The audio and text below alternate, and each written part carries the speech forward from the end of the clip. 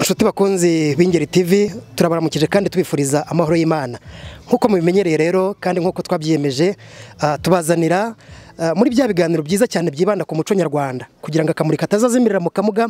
Kuri uyu munsi twatembereye ahantu habereye ubukwe, turi kumwe n'umukwe n'umugeni. Reka mbasabe batangira batwibwira hanyuma batubwire n'ibijyanye n'urukundo rwabo. Benshi murabamenyereye ariko reka batangire batwibwira.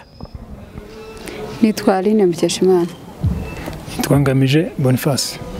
Kuri uyu munsi ni umunsi mwiza, ni umunsi w'ubukwe bwanyu, ni umunsi Imana yabahaye kugira ngo mukomeze munezerwe. Ngamije ni iki mu by'ukuri cyatumye ureba mu bakobwa bose b'u Rwanda ukavuga uti Aline ni ukwiye kumbera umugore? Wamukundiye iki? Mukundiye igikundiro cye, ubwitange, ubwitonzi, mbega agaragara nk'umukobwa kuko warezwe ufite umuco. Aline uragira uti mu basore bose b'u Rwanda, mu basore bose bo ku isi, Ngamije ni ukwiye kumbera umugabo. Wamuhise mugendeye kuki? Nagendeye ko nabonye ari umusore wavamo umugabo uhamye, ngendeye ko ari indi jambo rye cyavuze aracyubahiriza kandi ni inyangamugayo rwose. Ngamije niki cyagushoboje kugera ku ntego y'uyu munsi? Urategura muri tado fiansaye, muricamo mwerekana ku babyeyi, uragenda umwereka inshuti n'imiryango, ariko kandi kugira ngo ugere ku ntego yo kutarambika nkuko bamwe bajye babikora, wabishobojwe n'iki? Ikintu cya mbere cyabinshoboje ni ukwizera no gufata icyemezo cya kigabo, kumva ko ibintu byose bishoboka. Urebye niyo nsinzi itumye ibi byose biba. Aline, niki wabwira abakobwa usize mu rungano? Nababwira yuko buri muntu wese afite umunsi we. Kuba umuntu yamenyana na benshi badafite gahunda ntibikuraho ko ufite gahunda ahari. Bagomba gutegereza, bagomba kuba inyangamugayo ku giti cyabo. Imbuto nziza zabo zizageraho zigaragarire uwo zizagenewe n'ubundi. Nicyo nababwira. Ngamije turi mu gihe duhanganye n'icyorezo cya coronavirus, aho bidusaba ko abantu bitabira ubukwe ari bake, bari limite ku mubare w'abantu 30. Mu guhitamo abo bantu byaba byarakoroheye? Biragoranye kuko na famille yonyine ujya guhitamo ukabona abo bose bahise buzura. Bisaba rero gufata umwanzuro ukomeye kuko abantu bose bashaka gutaha ubukwe. Ariko nyine kuko nta kundi tugomba kugendera ku mabwiriza yo kwirinda iki cyorezo cya COVID-19, biba ngombwa gufata icyemezo kandi nabo bakaba flexible, bakemera gutaha ubukwe uko bwakabaye bw'abantu bakeya, kandi ubonye ko bigenze neza. Uvuye mu gihe cy'ubusore ugiye mu gihe cyo kuba umugabo, n'iki witeze imbere? Mfite amatsiko yo kureba uko bimeze bitandukanye n'ubusore, gusa ndumva bizaba bimeze neza. Aline, uvuye mu cyiciro cyo kuba umwari ugiye mu cyiciro cyo kuba umugore, urumva ari iki mu by'ukuri kigusunikiye kuba umugore? Ese niki witeze muri icyo cyiciro cyo kuva mu bukumi winjira mu gihe cyo kuba umumama cyangwa se umugore? Numvaga mfitiye amatsiko kumenya urugo, kugira umugabo ukwitaho, kugira abana. Ndumva mfitiye amatsiko urukundo hagati y'ababyeyi n'abana ukuntu bizaba bimeze. Ndumva ari byiza cyane. Nirihe jambo wumva wabwira Ngamije kuri uyu munsi rikuri ku mutima? Ntabwo nzahemuka, cyo kintu namubwira. Urakoze cyane. Ngamije, nirihe jambo wumva rikuri ku mutima wavuga uti kuri uyu munsi hari ijambo nifuza kubwira umukunzi wanjye Aline? Nirihe jambo mu by'ukuri wumva wamubwira? Urakoze.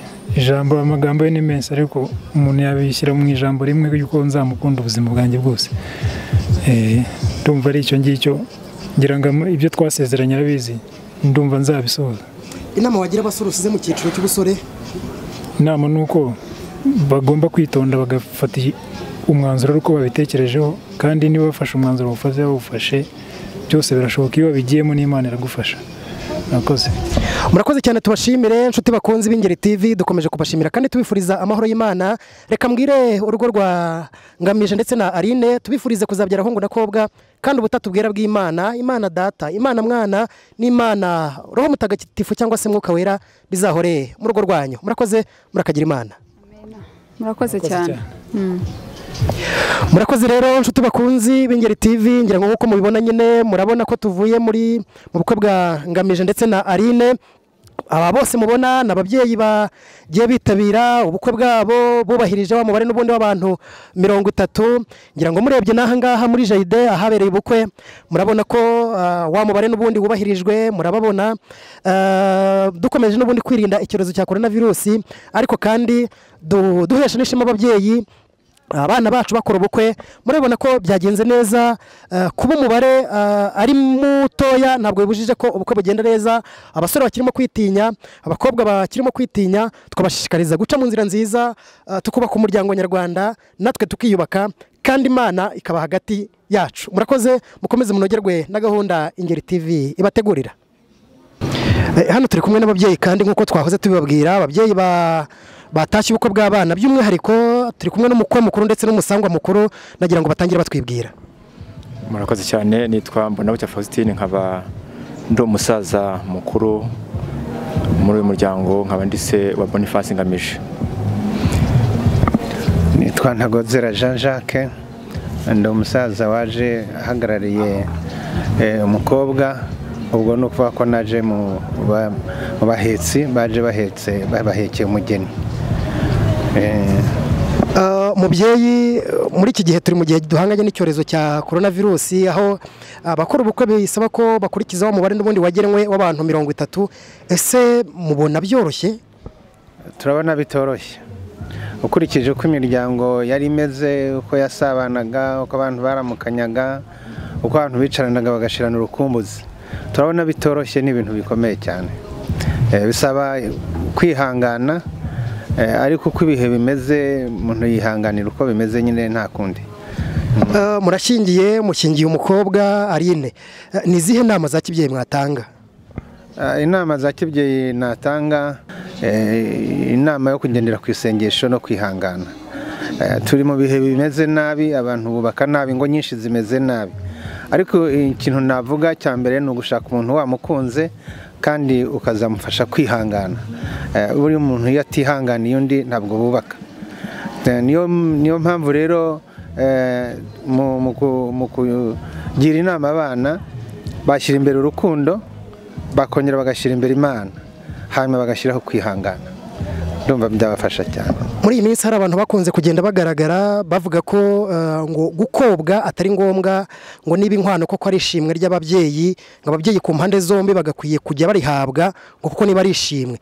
Ese nk'umubyeyi washyingiye umwana, ni iki mu by'ukuri umuco uteganya ku nkwano? Ese wumva koko bikwiye ko ababyeyi ku mpande zombi, yaba umubyeyi w'umusore n'umubyeyi w'umukobwa, bagakwiye kujya bahabwa inkwano? Umuco uteganya iki? Murakoze cyane, ni ikintu nahoze ntekerezaho n'ejo. Ntabwo ubundi inkwano, ijambo inkwano ntituvuga ngo twareka kurivuga, ariko nta nubwo ryaba intambamyi yo gutanga umugeni, ngo umuntu ubundi umugeni umuntu atangira ubuntu. Kandi iyo utanze umugeni umutangiye ubuntu, witurwa byinshi biruta ibyo gukosha. Uko mbireba rero mbona gukosha bitaba inkwano itaba intambamyi yuko abana babana badakoye. Kuva mbere hose iyo umuntu yabaga ari inshuti, ukaba ubyiriye umuhungu nawe abyiriye umukobwa, mwaraganiraga mwebwe mwenyine ababyeyi, akaguha umugeni nta nkumuhaye, akazana inzoga agasaba umugeni kandi ukamushyingira nta nkwano aguhaye. Inkwano yazaboneka akayiguha, ariko atayiguha ikintu bashyiraga imbere ni umubano mwiza, kubana kw'abana, kuko wasanga n'ababyeyi babikurikirana uti naka wampaye umugeni sinamuhemukira, wa mwana wanjye we dore ihanganira ibi, akabyihanganira, kuko urukundo rwabaga ari karande rwaravuye ku babyeyi babo. Inkwano rero ntiyakabaye ngombwa yuko ibuza ababyeyi abana kubana. Kuri mwebwe igihango kiruta inkwano? Igihango kiruta inkwano, kiruta inkwano, kuko iyo urebye ibintu bikorwa nyuma y'inkwano, iyo urugo rwabaye rwiza, ibintu bikorwa nyuma y'inkwano nibyo byinshi kandi nibyo biba byiza kurutaho, nko guhemba, gusura umukobwa wagiye iwabo, abantu barabyina bakishima kandi nta nkwano ibirimo. Kubona rero ibyo biba byiza, abuzukuru iyo baje kwa sekuru biba byiza kurutaho, imiryango iregerana ikaza kureba kandi nta nkwano ibirimo. Ibiba nyuma y'inkwano nibyo byiza kuruta umunsi w'inkwano. Niyo mpamvu rero inkwano hakwiriye kuba ahubwo igihango cyangwa umubano mwiza kuruta uko haba inkwano. Murakoze cyane, tubashimire. murakoze cyane namwe turabashimiye. Mubyeyi Faustin mwari ku ruhande n'ubundi rw'umusore, ese mu by'ukuri mwumva mwebwe inkwano atari ngombwa? Hari abasore barimo kwitinya, abandi se ababyeyi bakagaragaza bati gukobwa ntabwo ari ngombwa, cyangwa se bose bagakwiye kujya bahabwa inkwano? Byakwitwa iki ubundi umusore akowe? Umusore akowe, urakoze cyane. Ubundi inkwano si ikiguzi. Icyo dushyira imbere cyane cyane nk'Iburasirazuba mu karere ka Kirehe mu gisaka cy'imigongo, icyo dushyira imbere ni umubano w'abantu, urukundo abantu bafitanye.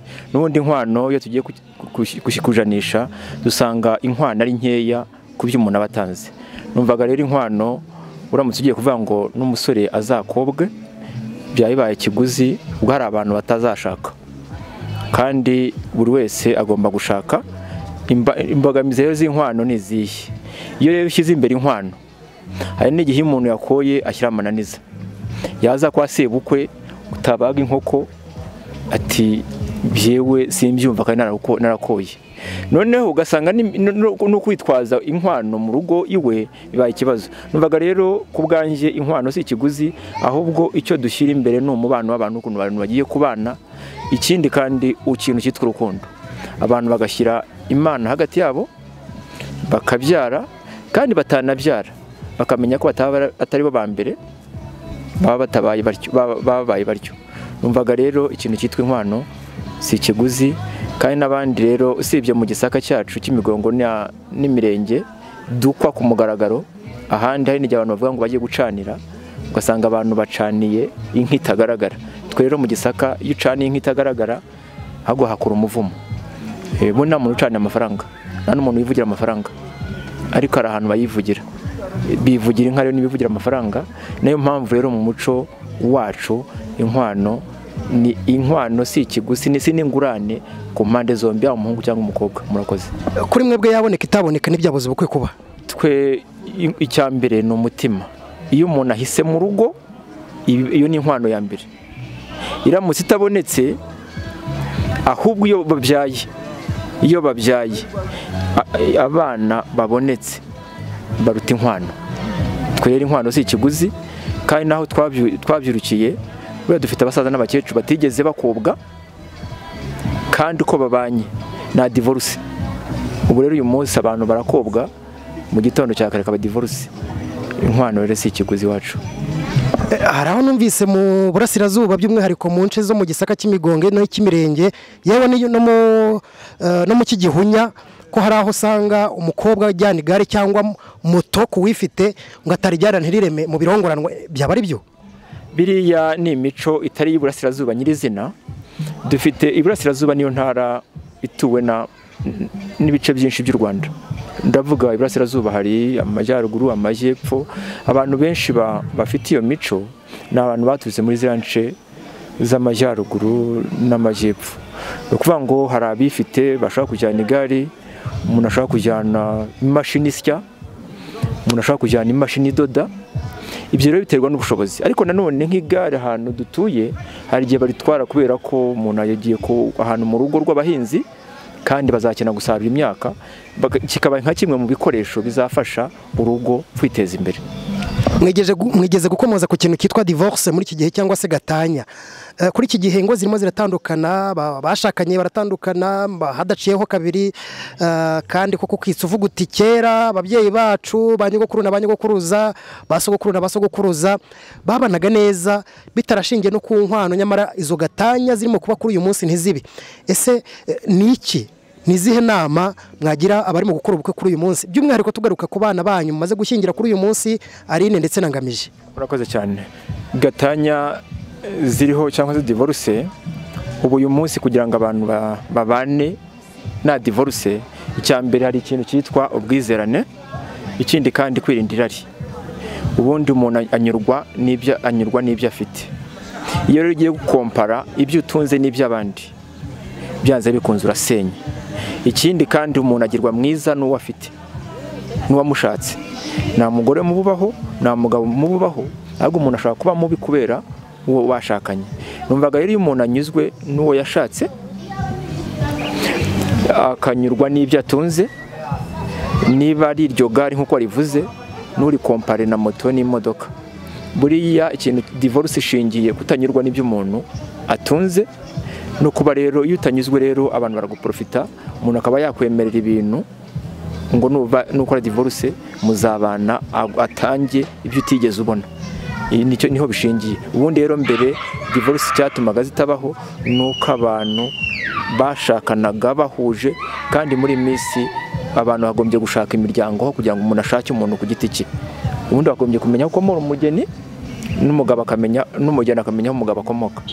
Niba rero umuntu mwarahuriye muri soirée, muri boom, mu mupira w'amaguru, byanze bikunze iyo bishize mwatandukana. Murakoze cyane. Murakoze cyane babyeyi, tubashimire.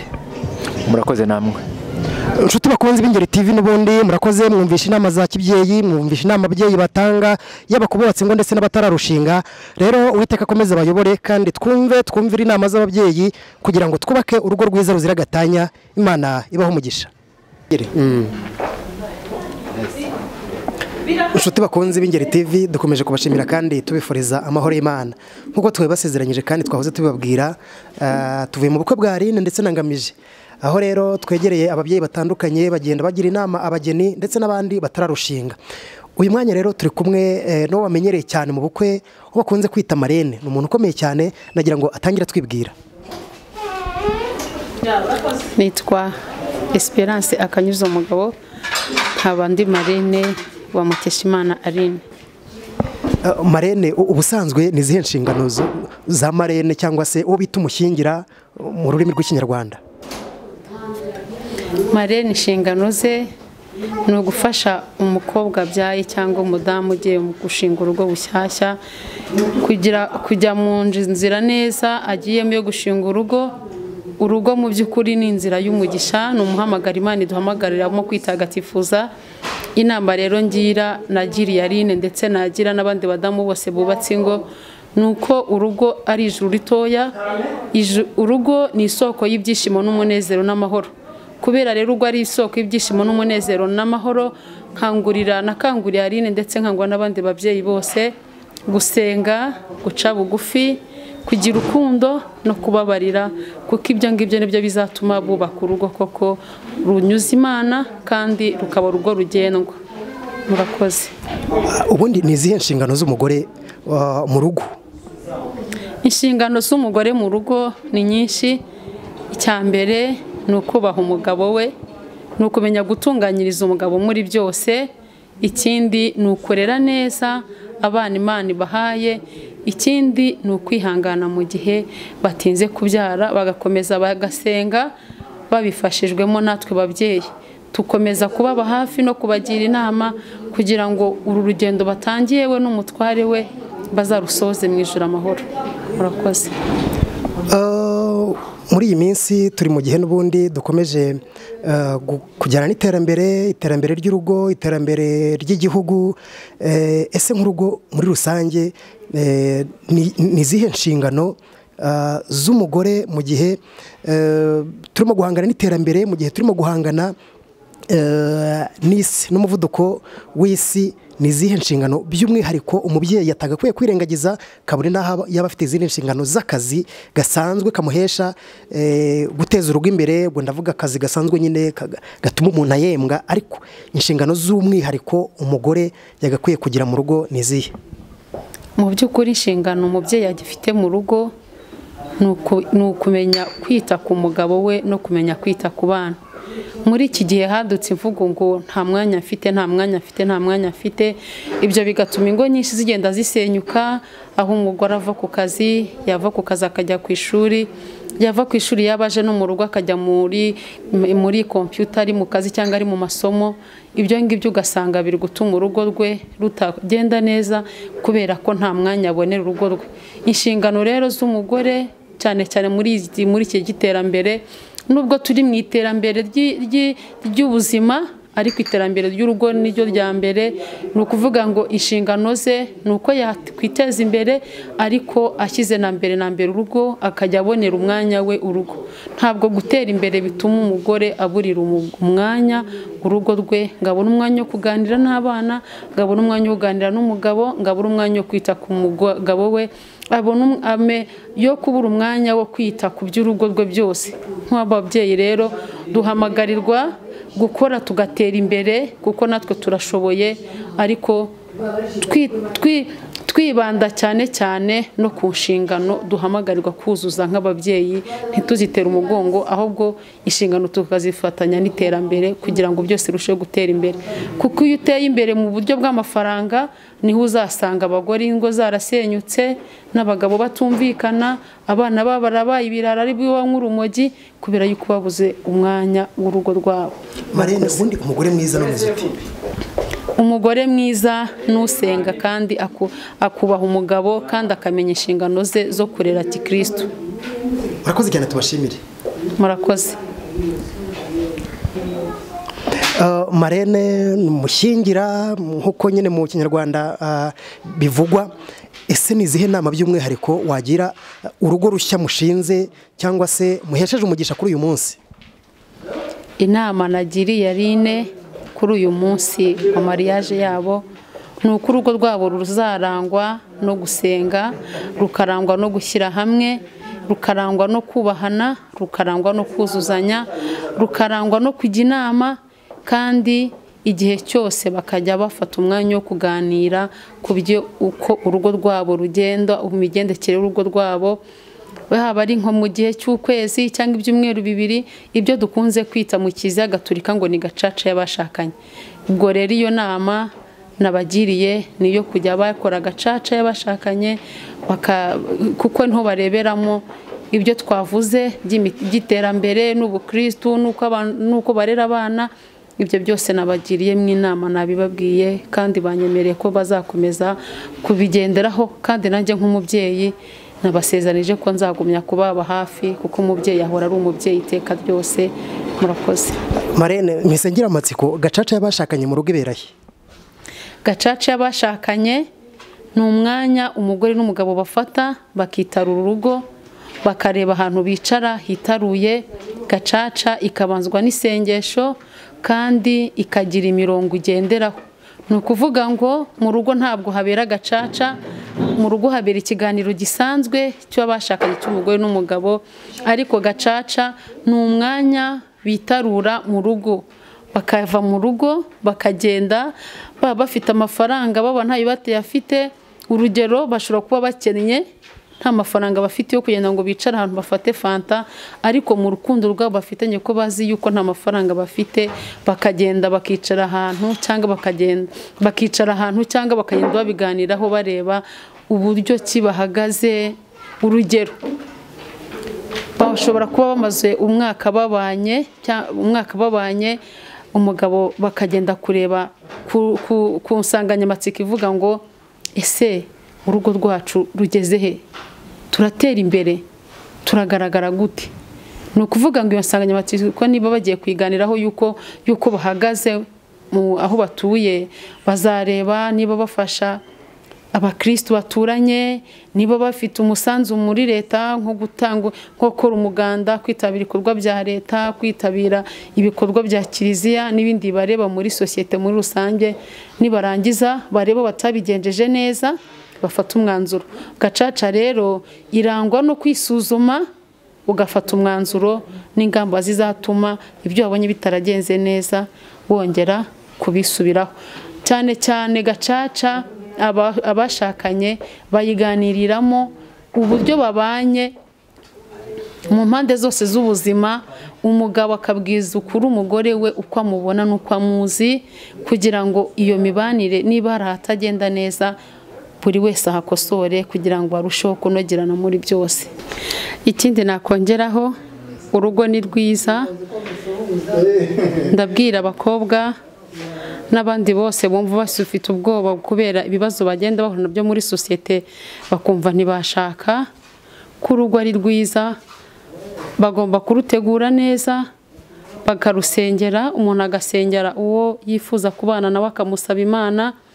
Kandi ndakangura urubyiruko kugira ko imico iberanye n'abakobwa bumva ko bazaba abategarugori b'ejo hazaza, ntibatwarwe n'iterambere gusa ngo bananirwe kumenya umuco w'umukobwa w'umukristo uzavamo umutegarugori. Ubundi hasigaye urugo ni rwiza, Imana ikunda urugo kandi Imana irarushyigikira, kandi Imana iba hafi yacu cyane.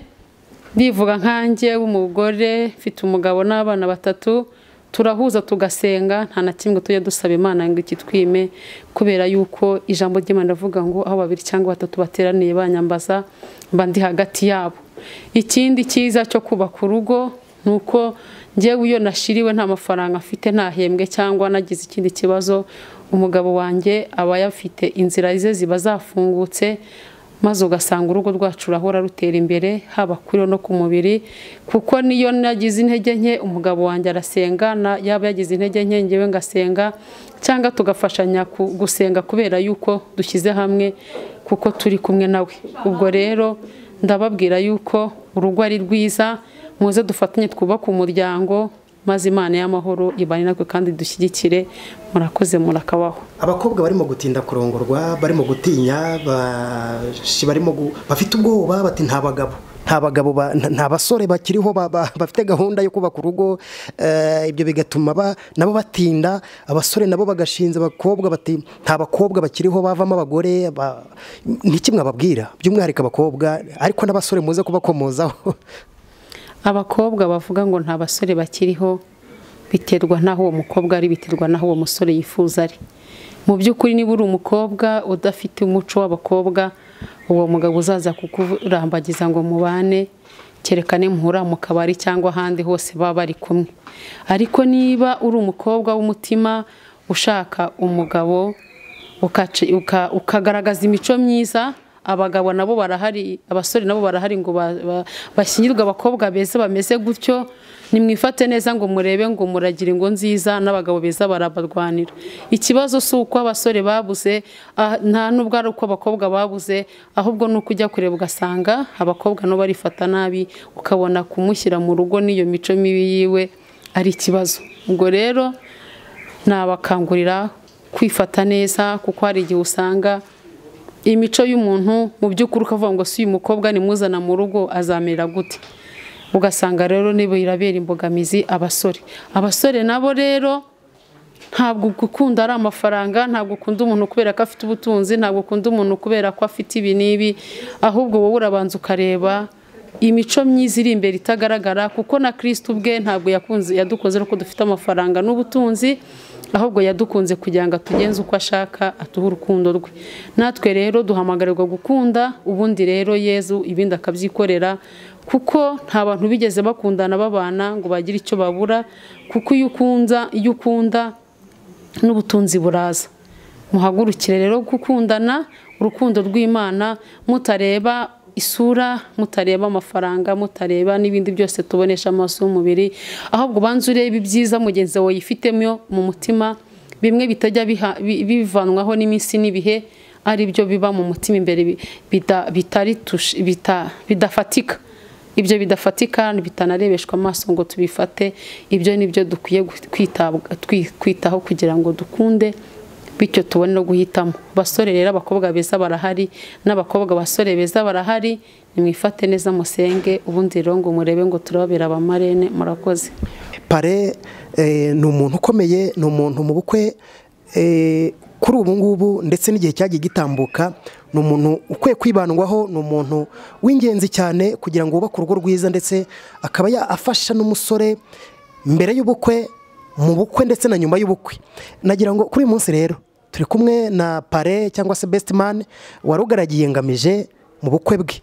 Nagira ngo atangira twibwira. Murakoze. Koko mu bukwe bwa ngamije ninjye wari best man we. Amazina yanjye nitwa Ngabo Jiridasi. Ni iby'agaciro kugira ngo uhitemo pare, ntabwo ari ibintu upfa gutekereza gusa. Ibyo ari byo byose hari uburyo abakuzi cyangwa se hari ubushobozi akuziho, ari nabyo aheraho, ndetse n'umuco bimuposa kugira ngo abashe kuguhitamo kumubera pare.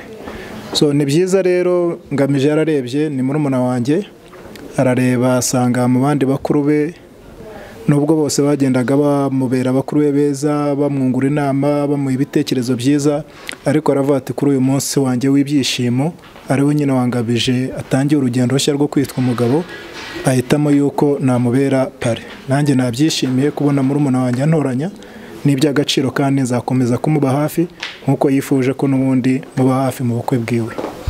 Pare abasore muri iki gihe barimo baratinya kurongora barimo baratinya kubaka ingo ese ni zihe nama wababwira niki wababwira kibatinyura ese mubona ari iki kituma batinya niki wababwira abasore by'umwihariko batarimo kubaka ingo barimo gutinda ugasanga umusore ageze mu myaka 40 ibintu bitigeze bibaho ku babyeyi bacu aho wabonaga umubyeyi bacu bubatse urugo afite nk'imyaka 25 ibaye myinshi ariko kuri ubu abasore barimo baragira mu myaka 30-40 batararongora ubona ari iki kibatinyisha? Nibyo koko ibyo uvuze ni ukuri abasore bo baratinda gushaka tugeranije n'ababyeyi bacu igihe bashakiraga ariko burya iyo ugiye kureba ibihe bigenda bihinduka umunsi ku wundi. Ababyeyi bacu kera wabaga afite n'urugero ubutaka akaba afite isambare yaravatoke ngereka nshake ibitunga abana birahari ariko noneho ubu bitandukanye n'ubu ngubu cyane cyane uko turi kugenda n'iterambere urasanga umwana avuka wenda mu ntara ariko ugasanga atuye muri Kigali yakurura amaso muri Kigali agasanga imyiteguro ntiragenda neza ndetse bikagenda no kuri gahunda ya leta kuko hari aho usanga na leta ivuga ati si byiza kwihutira gushaka ejo utazabyara abantu ugasanga bagwingiye kandi aho kugira ngo umwe ubyara umwana agwingire ahubwo wabyitondesha nabwo kwihuta siko kugerayo mbere. Abasore b'ubu ngubu rero bitewe n'iterambere turi kugenda duhura naryo n'ibintu niko bigenda bizamuka donc kuvuga ibintu bijyanye n'ubukungu ndetse n'ibyabasha gutunga urugo. So nagira inama abasore rero ni byiza uhisemo gushaka kugiye gikwiye ukiri muto sava ni byiza ariko igihe ubona nanone utaritegura neza nta mpamvu yo kwihuta umunyarwanda aciye umugani ng'inkoni hira igihe byanga byakunda iyo bikuje murabikora kuko gushaka ntabwo ari ikintu kikuzamo ku kanya ngo ngiye kugikora ni ikintu ubanza gutegura ukabanza kureba uyu munsi uko ameze ndetse n'ejo hazaza. So ubu rero abantu bari gutinda cyane byo nibyo ariko ibyo ari byo byose ntago nabacira inkeri kuko inkoni hira igihe nabo bizagenda biza buhoro buhoro. Ko hari abatinda bafite n'ubushobozi mwagikomojeho kiri muri bimwe bituma abasore batinda ariko hari abatinda bafite ubushobozi nk'abo mubona biterwa n'iki?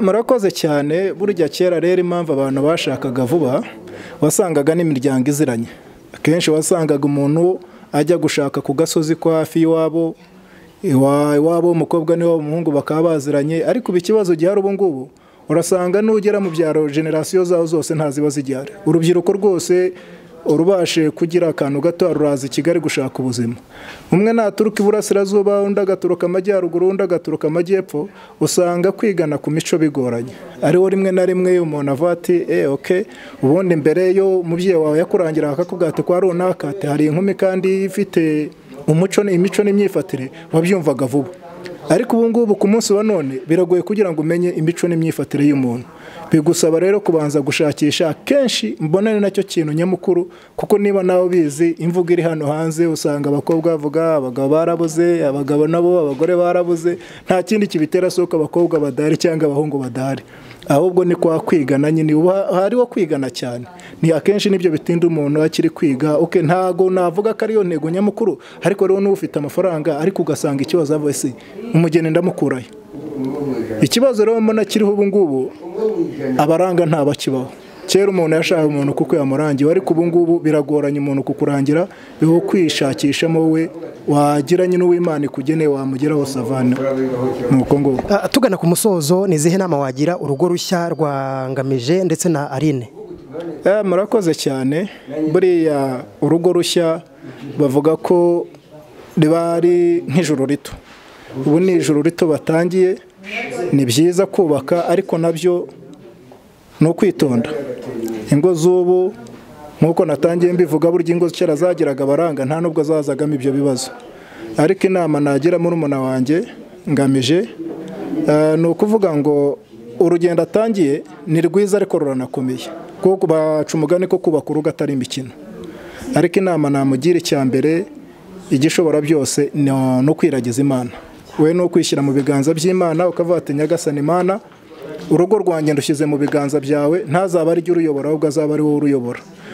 Ibintu byose birimo Imana rero bigenda neza, kandi ikindi kiruta byose, niba uri umugabo, ikintu gitunga urugo ni uguca bugufi kuri bumwe wese. Niba umugore azamutse oya we wizamuka, ahubwo ca bugufi murebe aho muhuriza. Inama nagira rero aba bageni batangiye urugo rushya, icya mbere ni ukubahana, ni uguca bugufi. Umwe niba avuza kumva ntibikunogeye, ibyiza si ukuzamuka ahubwo ca bugufi mushakira umuti w'ikibazo hamwe. Inama nabagira rero nibumvikana bagahuriza kuri buri kimwe cyose, n'Imana izabasanga kandi urugo rwabo ruzaba urw'iterambere. Murakoze. Pare murakoze cyane, tubashimire. Murakoze namwe. Guhitamo marene, guhitamo pare ni ibintu bitegurwa kandi bigatekerezwaho, ukareba umuntu w'icyitegererezo, yaba mu misengere, yaba se mu bijyanye no kubaka urugo muri rusange. Uyu nguyu azagira ahangeza. Ntabwo umuntu yaba yaratandukanye n'umugabo we ujye kumugira marene ngo akugire inama. Ntabwo umuntu yaba urugo rwe rwaramunaniye ngo abe yakugira yaba pare kandi urugo rwe rwaramunaniye. Twifuriza by'umwihariko Arine ndetse na Ngamije urugo ruhire, urugo rwabo ruzahora rutamba imitavu, ruhoze amata ku ruhimbi. Imana ikomeze ibarinde. Nshuti bakunzi b'Ingeri TV, Uwiteka akomeze abarinde kandi urugo rwanyu mwebwe abubatse ndetse barimo kubitegura ruzakomeze rubabere nk'ijuru rito.